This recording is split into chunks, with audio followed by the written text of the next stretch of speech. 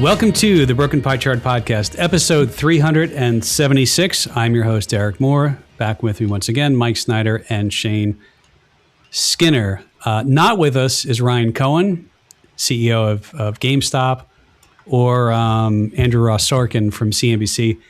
I don't know if you guys saw this. I think it was Monday or Tuesday. I really forget because I was traveling this week. And so GameStop, I guess, announces an offer for eBay. And from the reporting, it looks like they were offering $125 a share, which is a premium. And then they had details on their website. And basically it said half cash, half stock. It looks like they had, and this is Andrew Ross Sorkin was talking about this. They got a letter from a bank, said we'll give you $20 billion in financing. And then, you know, their stock, I don't know what it was when they made the offer, but the market cap of GameStop is under 11 billion. And then if I look at the market cap of eBay, it is it 55 billion? Give me a second. I'll look this up. Yeah, they are 50. Well, today it's 47. I'm looking at trailing 12 months. So, you know, call it around 50. So Ryan Cohen goes on and Andrew Ross Sorkin is asking him all these questions on CNBC, and he's giving like little one-word answers. He's like, it's on our website, half cash, half.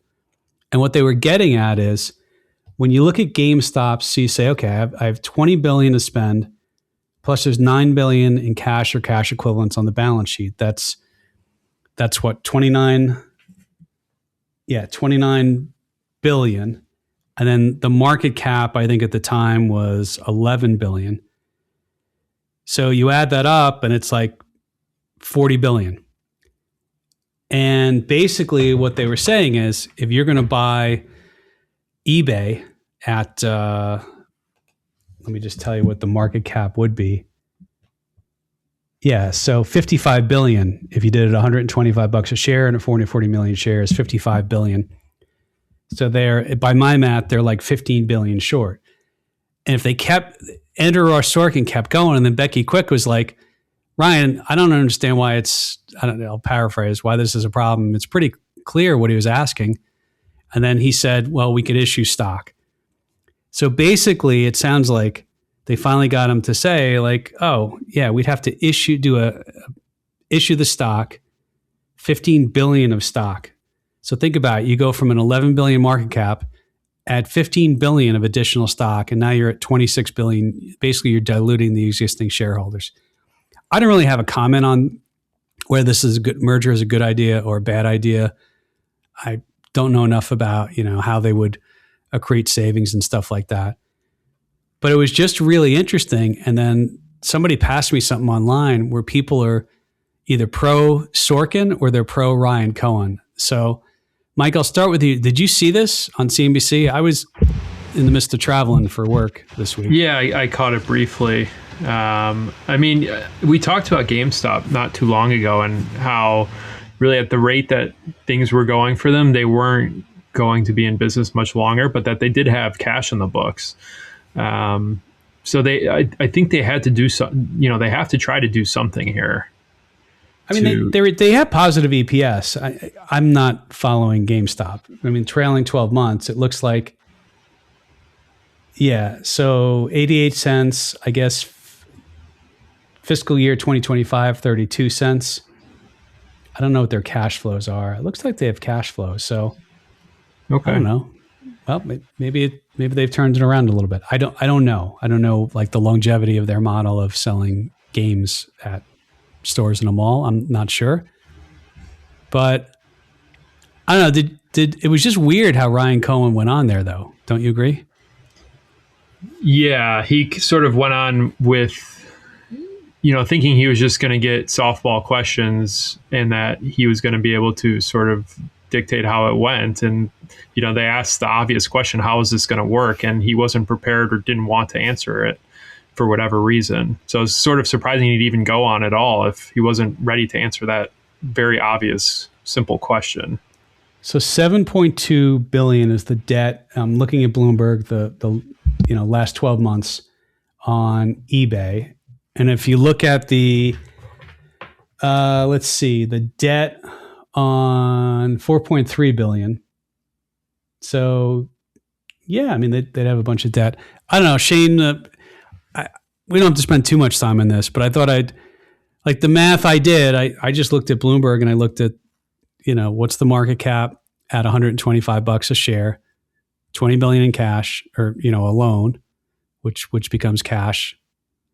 They basically turn over all the shares, plus they'd issue more shares, and that dilutes it. So I don't know. It's fun TV. I liked watching it, the clip.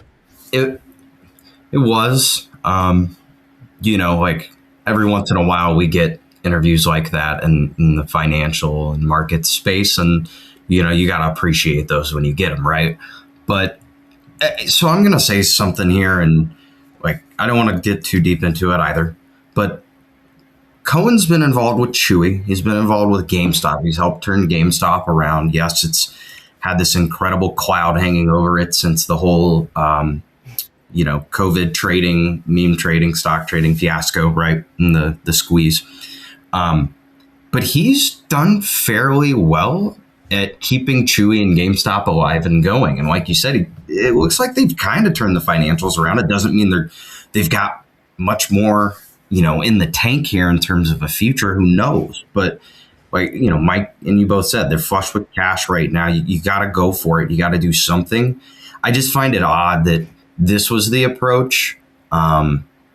Instead of him trying to maybe get himself inside eBay, he sort of, instead of trying to merge Chewy and GameStop, he's been a part of them separately. But those have been big e-commerce, names. So I'm not surprised at him going for another name in the e-commerce space. It just might not have been as serious of an offer. The best is a Chewy, which is basically the modern day version of what Pets.com was doing. I mean, they're a pet store. Chewy's a pet store. Yeah. But it's ironic that, okay, that model works, but way back in the late 90s, Pets.com had a sock puppet doing a commercial. I think they were out of business less than a year after their IPO. But I mean, back then there was no cloud computing. There was no, the last mile delivery wasn't the same. I think Pets.com used to sell, it was a loss leader to sell cat food, and it was a dog food and cat litter, which are basically 50-pound bags of sand. And I think they were doing reduced shipping, or anyway, it doesn't matter. All right, here's I know nothing about this. Mike, is it a crazy thing to say, I wonder if he thought, I'll buy eBay and I'll turn it into an Amazon where people can have an eBay store and use drop shipping or use whatever. Was he going to try and, it's an interesting thought. He turns that into a Walmart without the retail space. Yeah. I mean, I think people sort of already do that on eBay, right? You can have your own store. I don't know that it's obviously as efficient as Amazon or Walmart's website, but I'm pretty sure you can have your own store on eBay, but probably building that out more and advertising it more and getting larger manufacturers and distributors on there would be the way to do it versus individual, people opening their own stores. But I think that's how you would really grow it. Walmart seemed to have nailed that part of their business. Well, Mike, if we can come up with $55 billion, we could do that.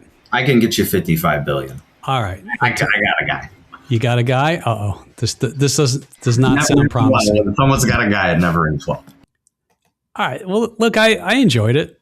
I enjoyed the TV, and I'm glad they didn't give him softballs, aren't you? I'm glad they pressed him. It made for good energy. Well, it's the dilution, and I read a little bit more about it. So they assumed some savings and synergies, deal synergies and things like that. And so I won't go into it here, but you can Google it. It's on their website. I did read their post on the website. So, all right, we'll see. We'll see. let's talk about. Should we talk about Micron a little bit? See that it was up $100 today. Intel was up. Like the semiconductors are running again. I know we have NVIDIA earnings coming up towards the end of the month.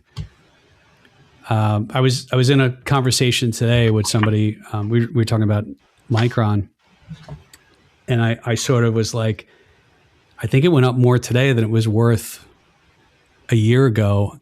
And I was thinking it was 80, and somebody reminded me it had gotten down to 60.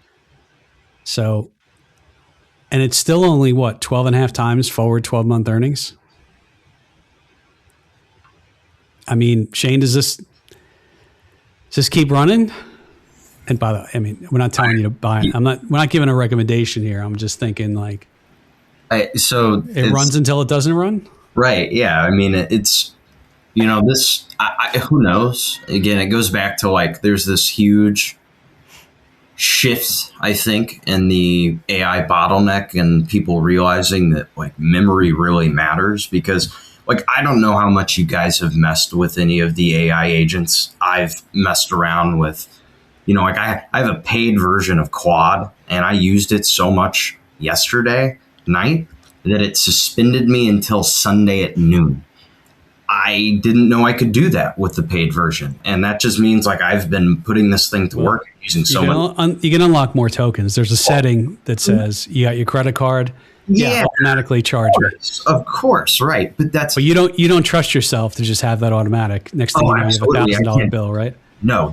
I will run up a bill that but that's what I'm getting at is that's just me, right? Imagine how many people, millions, if not billions of people are going to be using these services and these tools. And so, there's going to be a continued growth in demand for memory if there's a continued growth in demand for computing power and space. My thought on Micron is, you might ask yourself, okay, why is it trading? I think we touched on this last week. It was like, at one point it was 6 or 7 times, then it was 8.5. I think it's 10.5 now after the price move, maybe 12.25 forward PE ratio. And you'd say, well, why is it that low?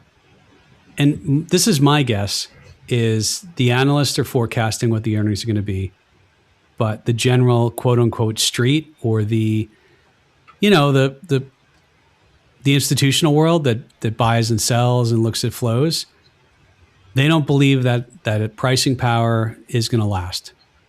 And so they're not buying it at 12. If you thought, okay, they're going to make this much this year, it's going to continue the next couple of years, why is it only trading at 12.5 times? Mike, have you mortgaged your house to buy more Micron? I'm kidding.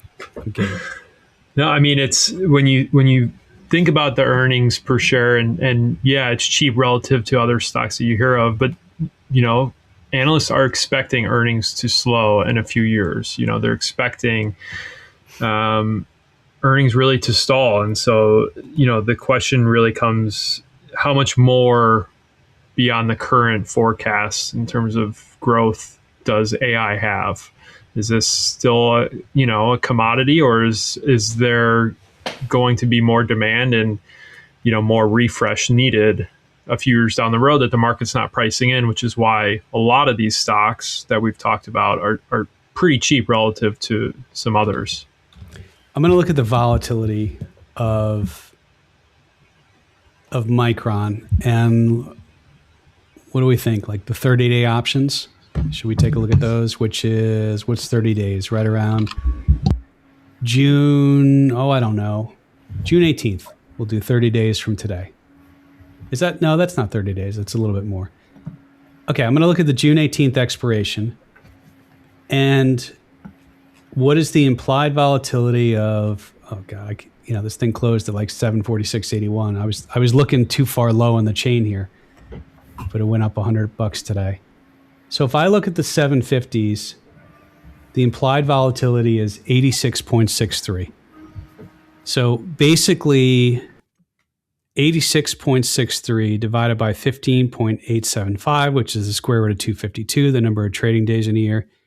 A one standard deviation one day is, I mean, the expectation is like over 5% right now.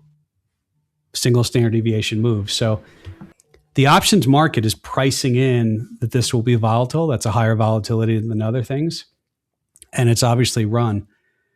But when you look at something like Apple, I mean, Apple's volatility is not that.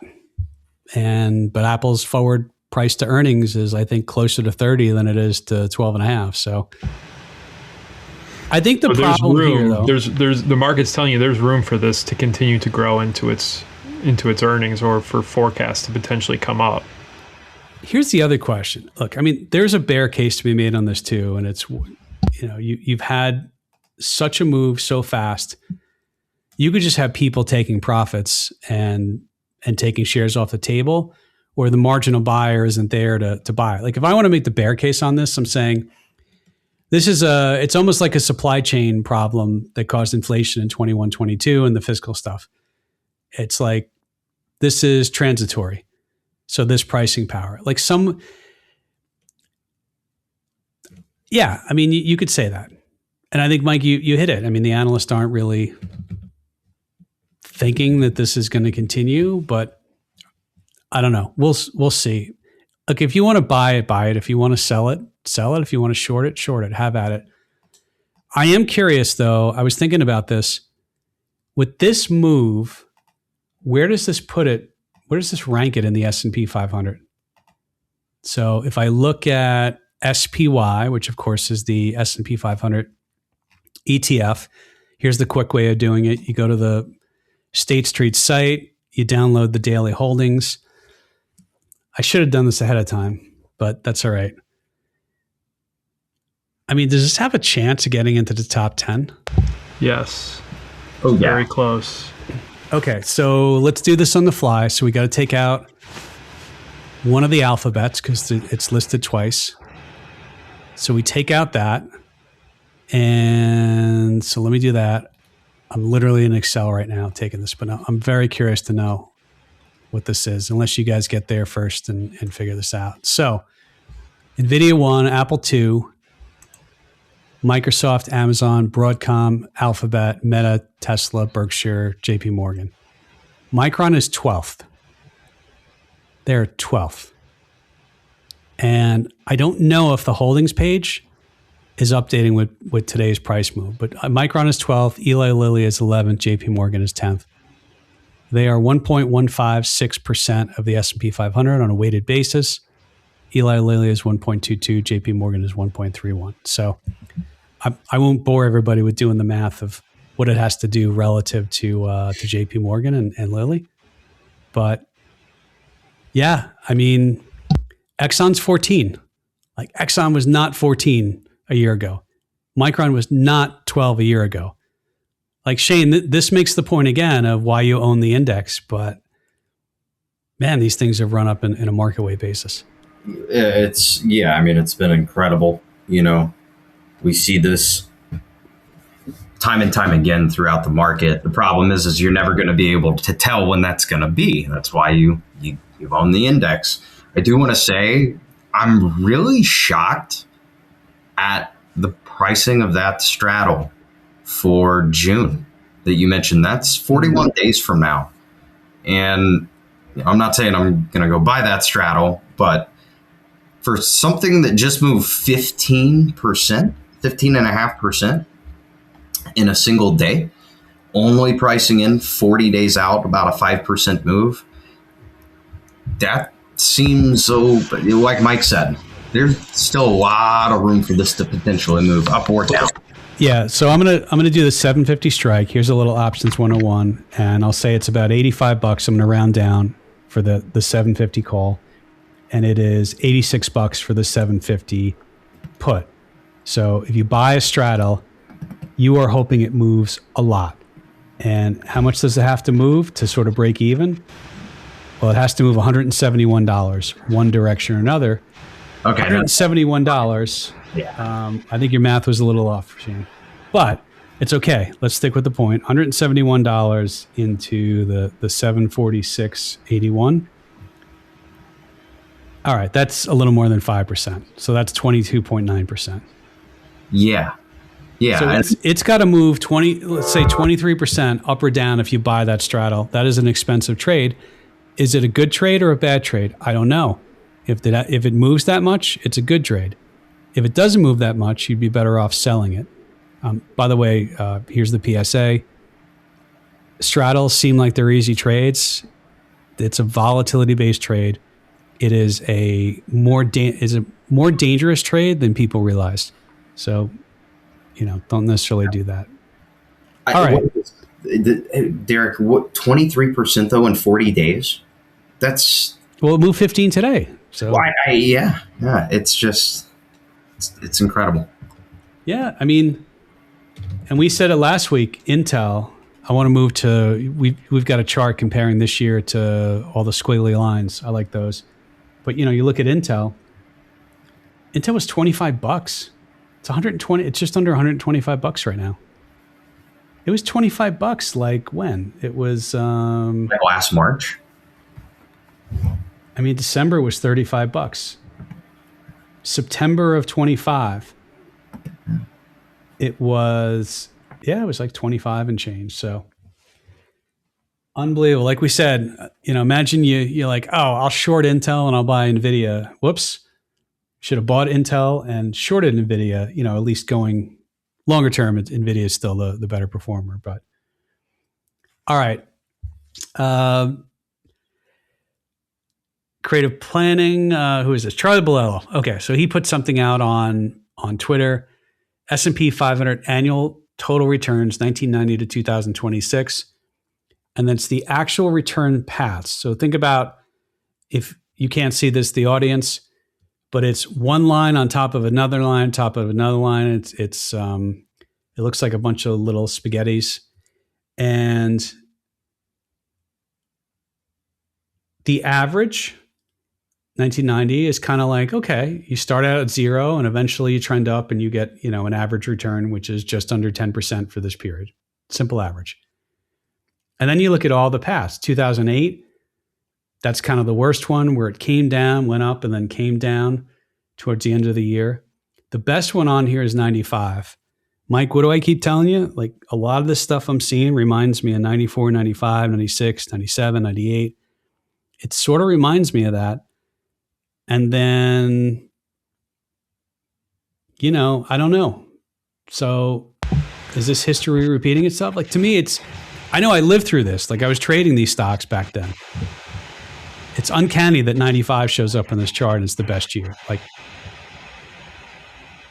yeah, it seems like that. I mean, sort of in the middle, strong part of a bull run. And what's interesting to me about this chart is that you have an average, and it's a great visual. Our audience can't see it, but it's a great visual of how the market never really moves in its average, right? It's either up more or down more than its average. It's never that straight line to that 10% return.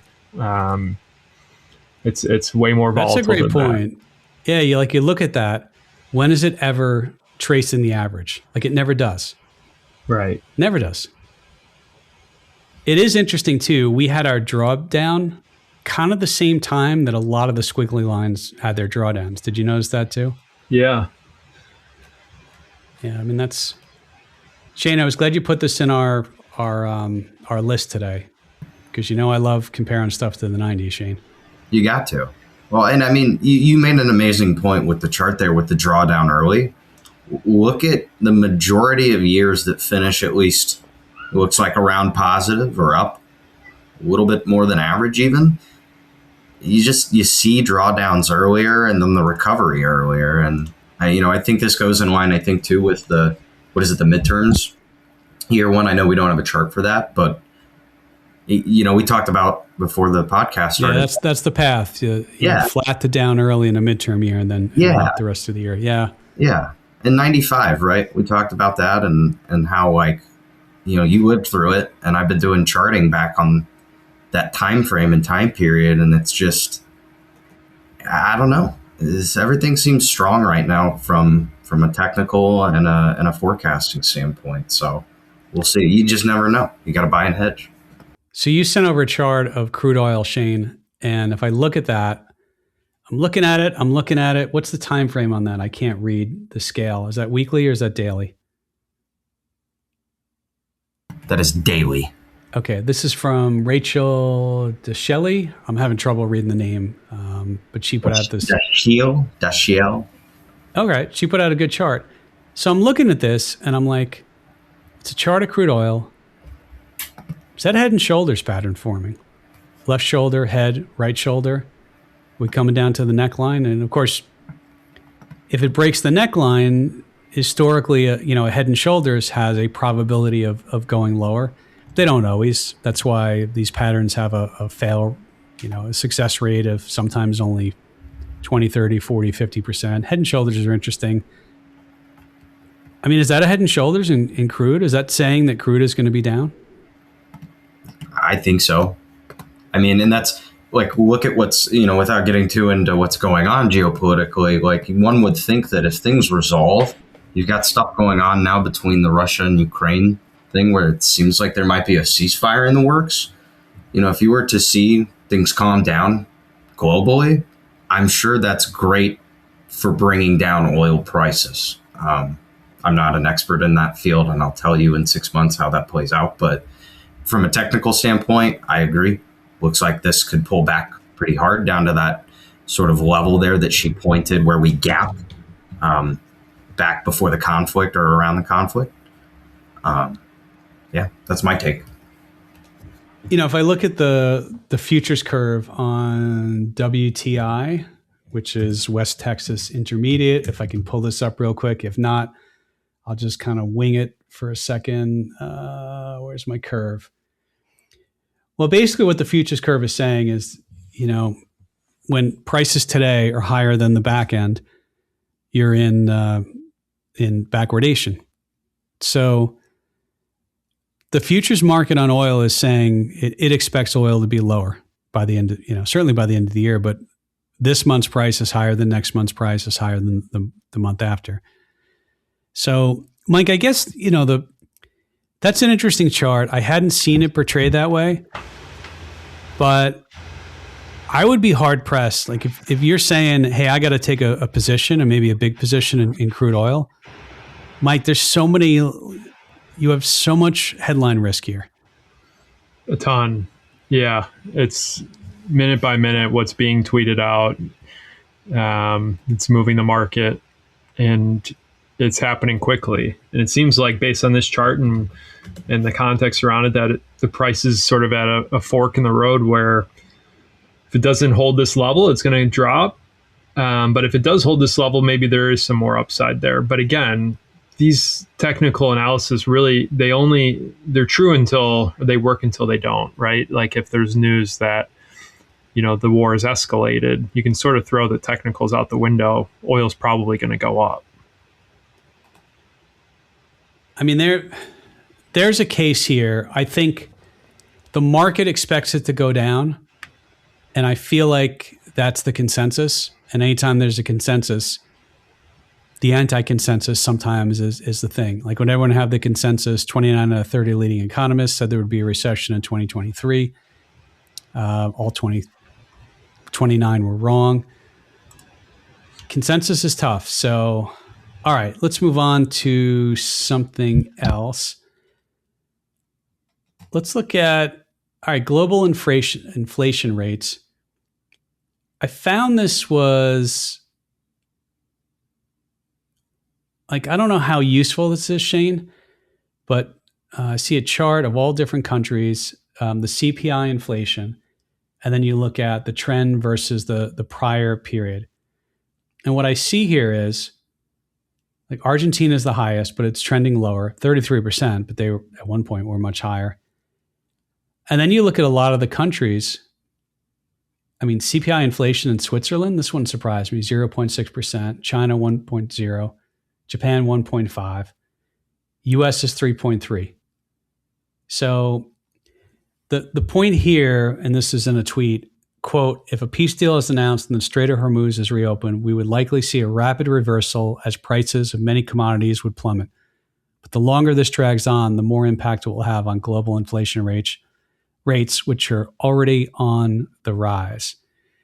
Shane, what did you want to point out here? Or you just wanted to show me a nice chart with pretty colors on it? Hey, I wasn't trying to point out anything with the inflation thing other than, like, as much as it does, forecasts trending is higher here, it looks like, I'm sure a lot of that has to do with the increase in oil, right? And so the point I'm getting at is that, look, if PPI and CPI over the coming months comes in a little more hot than expected, but we, as this, commentary notes, like, see de-escalation in the areas that are heavily involved with the oil market, we might see a little bit of a relief on this.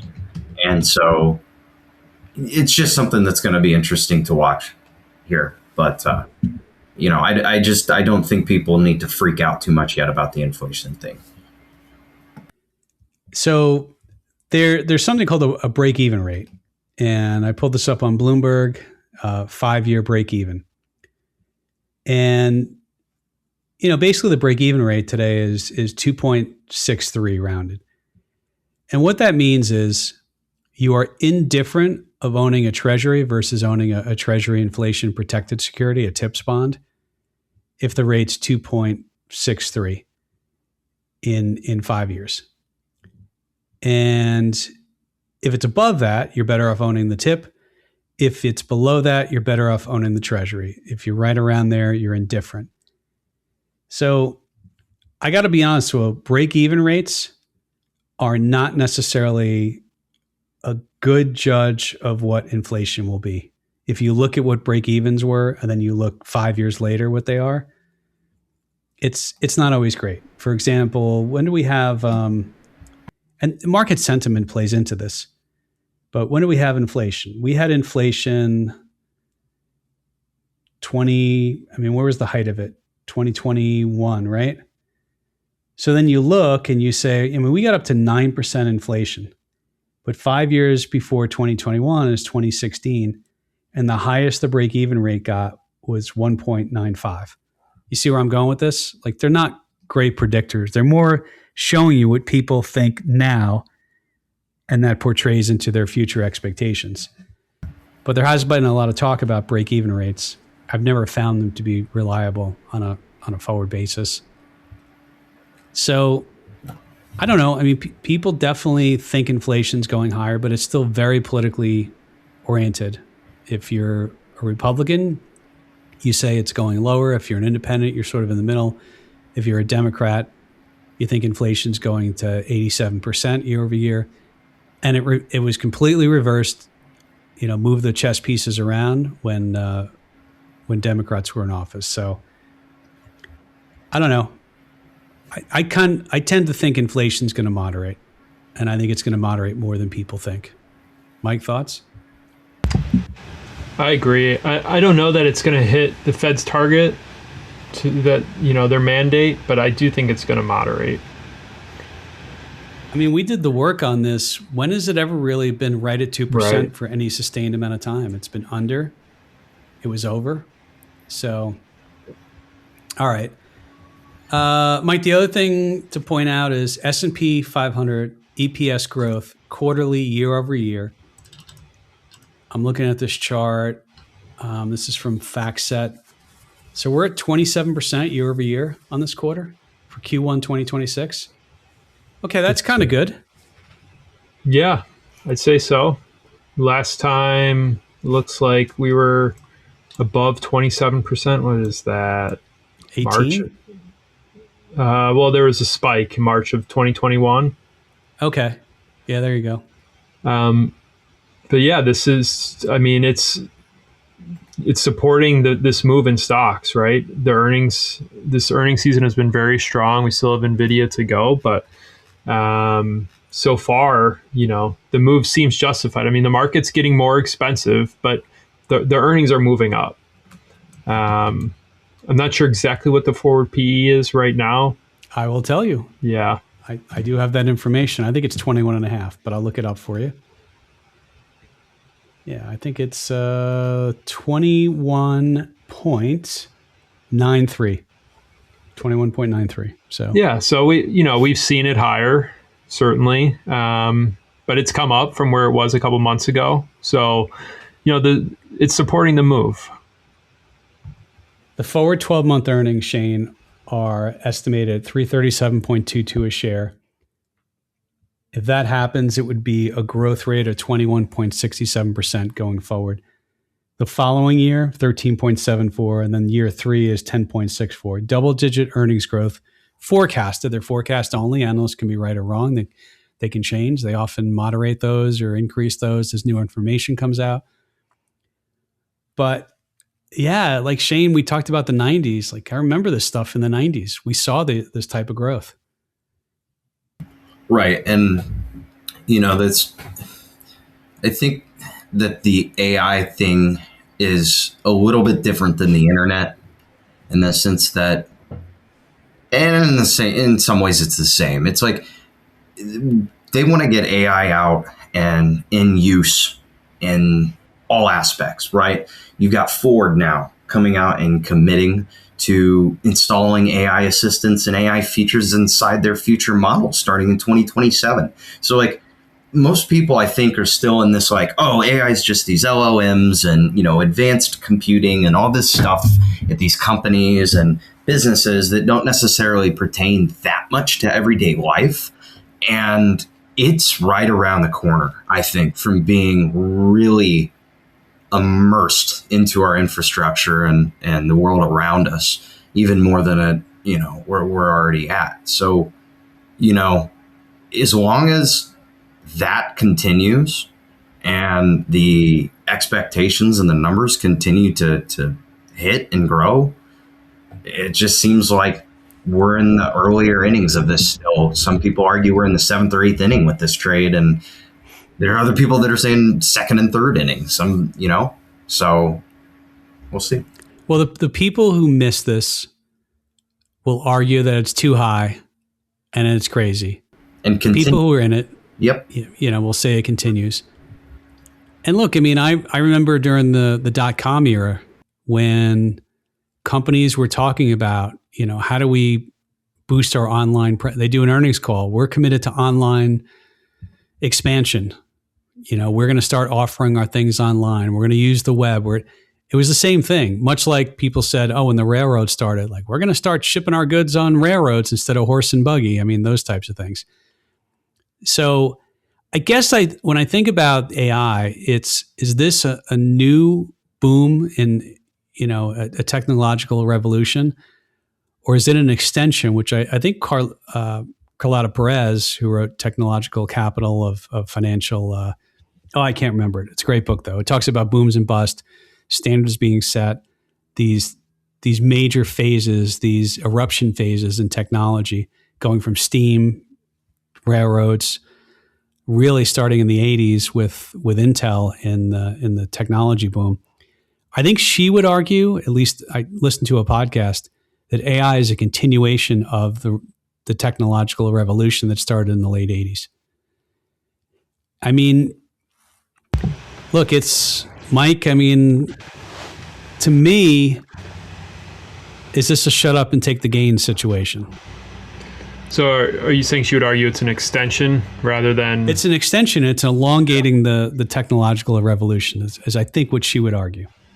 Yeah, I mean, so if AI is sort of continued to be used in the way that we know it to be used currently, I would consider that to be an extension.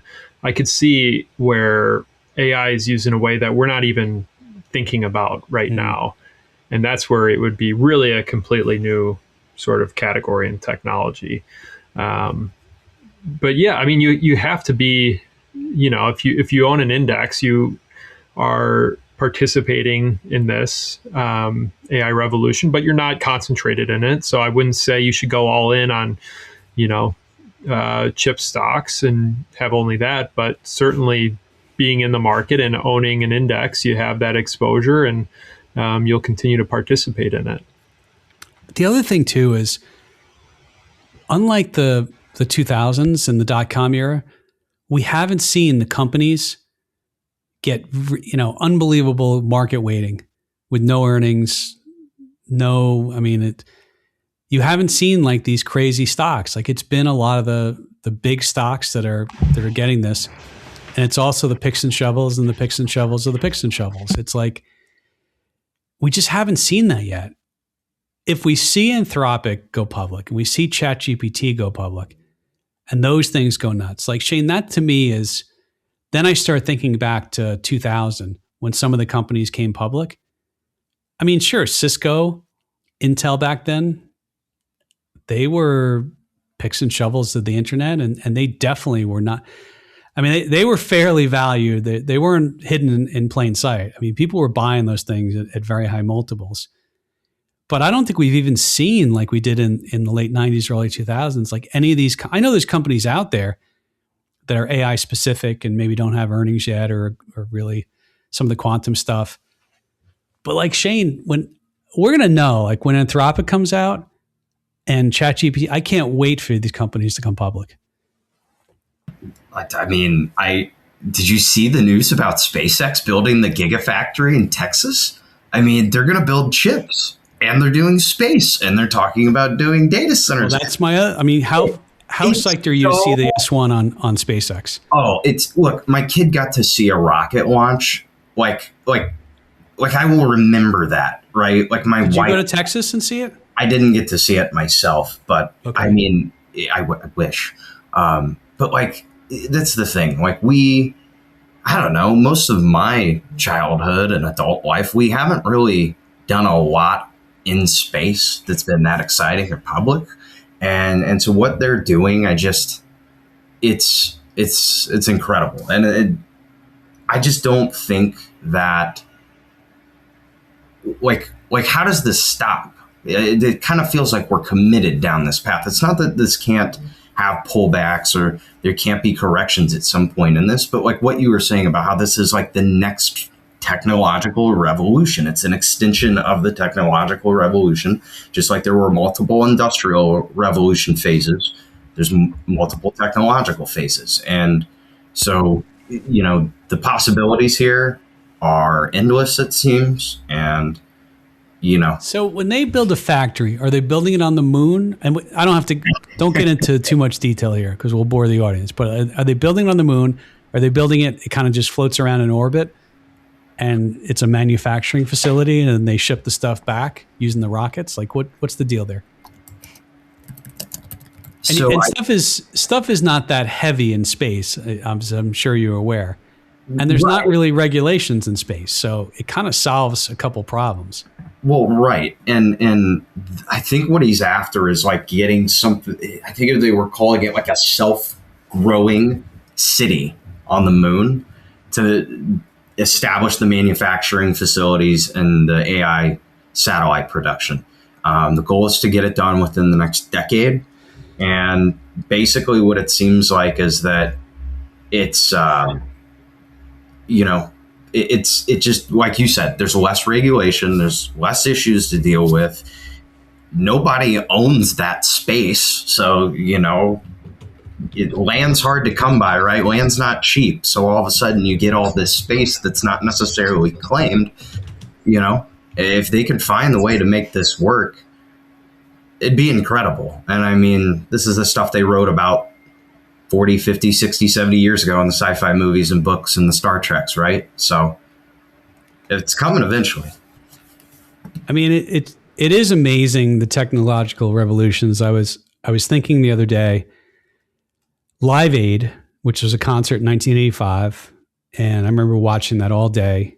It was on MTV and ABC, and it was in the summer, probably July or something like that. And I think at the time it wasn't a major technological advancement, but doing like a satellite based link up and broadcasting all day stuff in multiple countries. I remember them talking about how it was really, really sort of complex to do that. And now we wouldn't even think, because whatever. I mean, now you're doing stuff to satellites and there's a bunch of satellites up there.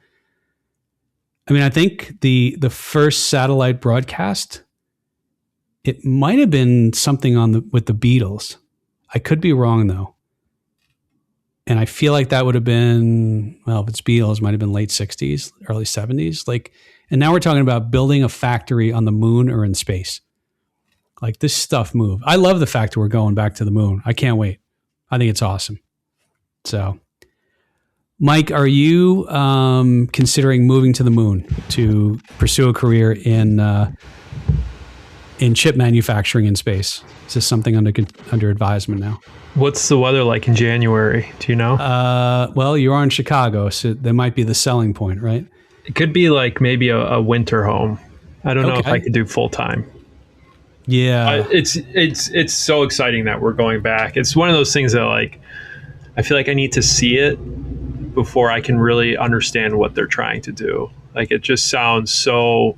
It still, to me, sounds, I mean, I guess out of this world that they're going to build a factory in space, or, you know, have anything real happening on the moon. But I can't wait to see I hope they go to Mars in my lifetime, because that would be wild. That would be pretty cool. I hope they do that. Okay. Next week, I'm trying to think, you know what? NVIDIA's not for a while. Look, I think the main thing that all of us are seeing right now, I would say that there's still hefty skepticism in the markets. We kind of joke around. It's like, shut up and take the gains is really the way to say, like, for everyone sort of rooting against things or saying it can't last, it's like, don't try and time it. Just be in the market, be hedged, and be happy it's going up when it goes up. If I want to take the bear case here, of course, the geopolitical stuff. But then again, it matters when it matters. So, you know, it mattered a lot, and I don't think it matters anymore, but it could matter again. And I'm telling you, 15.36, 15.4% net profit margins is like, that's really high, but that's what forecast based upon the sales forecast and the earnings per share. Like, that's high. That's really high. And if you reduce margins from 15.3 down to, oh no, only 14%, like, the math gets a little bit different. The earnings expectations would be, you know, you're talking about a 7% decline in earnings, or 7% decline in the markets based upon the same multiple against future earnings that are less. So I don't know. All right. I think we're done. Did we do it? We good? I think we did it. All right. Who's doing the first recommendation? Shane? I got you. It's not going to be a show or a movie. It's actually, so I went and saw Bruce Springsteen like a week or two ago with my dad at the United Center. I was amazed. He played for 3 hours.